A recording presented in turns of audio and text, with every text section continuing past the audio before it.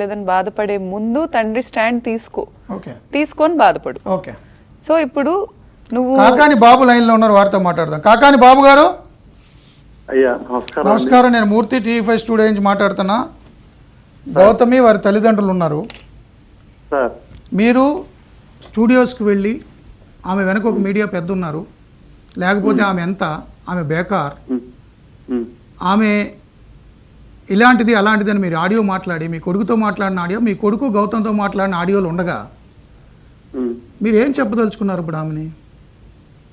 ఆమె సంగతి నేనేం చెప్తాను, నేను కోర్టులో చూసుకుంటా గారండి. నేను మిమ్మల్ని మాత్రం ఎప్పుడు కామెంట్ చేయలేదు. టీవీ పెద్ద కూడా చాలా మంచి ఆయన, హానెస్ట్ క్యారెక్టర్ ఉన్న ఆయన, గొప్ప ఆయన అని చెప్పా తప్ప ఆ పెద్ద ఆయన పేరు చెప్పలేదు. నేను ఎవరిని అవమానించలేదు. మీరు ఏం మాట్లాడారు అన్ని నా దగ్గర కిందకు వచ్చి మాట్లాడిన ఆడియోలు ఉన్నాయి కానీ నా ఇష్యూ అది కాదు. మీరు మీ కోడలు మీ కొడుకు విషయంలో ఏం చేస్తారు? ఆ ఆడియోలు ఆ వీడియోలకు సంబంధించి సుప్రీంకోర్టు జడ్జిమెంట్ ఉందన్నారు. మీరేమైనా విడాకులు ఇస్తారా, లేకపోతే మీరేమైనా జడ్జిమెంట్ మన న్యాయమూర్తి గారి జడ్జిమెంట్లు మీరు ఇస్తారా? మరి శత్రు ఎందుకు వచ్చాడు, రామ్ సుబ్బారెడ్డి ఎందుకు వచ్చాడు, లేకపోతే నరేంద్ర ఎందుకు వచ్చారు? కోర్టులో తేలాలి. నరేంద్ర ఎందుకు వచ్చారు? న్యాయమూర్తి గారు చెప్తారు. న్యాయమూర్తి గారు చెప్తారు. మీరు చెప్తారు మీడియాలో. మీరు అన్నదానికి ఏంటని అడుగుతున్నా. మీరు మీడియాకి వెళ్ళారు కదా, మీరు వెళ్ళిన మీడియాలు వెళ్తాయా? మీరు అల్లరి చేస్తారు. బట్ న్యాయమూర్తి గారు కోర్టులో న్యాయమూర్తి చెప్తారు. మీరు రౌడీ షీటర్ల పేర్లు ఎందుకు చెప్తున్నారు? రౌడీ షీటర్లు ఇస్తారా డివోర్స్ లో? ఎందుకు పారిపోతున్నారు వాళ్ళతో మాట్లాడలేక? అది ఆయన పరిస్థితి.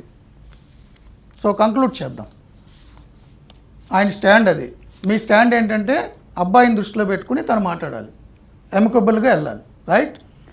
సార్ నా బ్రాండ్ లాక్కోవడానికి తండ్రి చాలా ప్రయత్నిస్తున్నాడు సార్. అతనికి ఉన్నాయి, అతనికి సరిపోవు. నరేంద్ర రాజు గారు ఇచ్చిన స్టేట్మెంట్ ఏంటంటే వాళ్ళ ఫాదర్ అంట చాలా అంబిషియస్ అంట.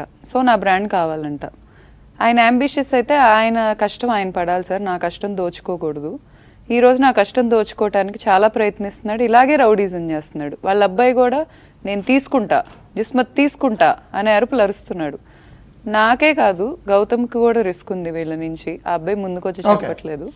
నాకు ఈ సీఎంఓ ఆఫీసుల నుంచి ఇతను ప్రొటెక్ట్ చేయటాలు, లేకపోతే ఈ పర్సన్స్ ప్రొటెక్ట్ చేయటాలు కొంచెం ఆపితే మాకు లీగల్గా కూడా న్యాయం జరిగిద్దని నేను కోరుకుంటున్నాను.